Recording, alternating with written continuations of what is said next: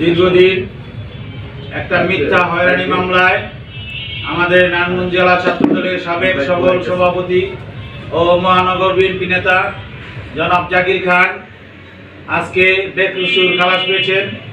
এই জন্য আল্লাহর দরবারে আমরা আবারও শুকরিয়া আদায় করছি।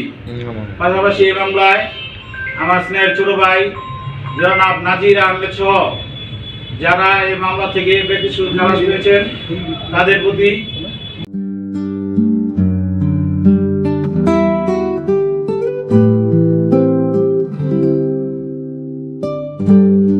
আমার পক্ষ থেকে শুভকামনা রইল।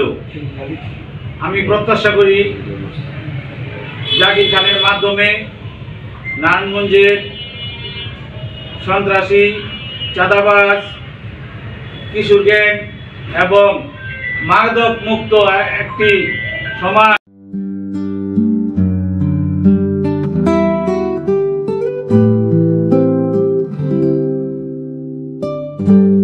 নারায়ণগঞ্জবাসীকে উপহার দেবে এই আশা ব্যক্ত করে সবার সুস্বাস্থ্য কামনা করে আমি আমার বক্তব্য শেষ করছি।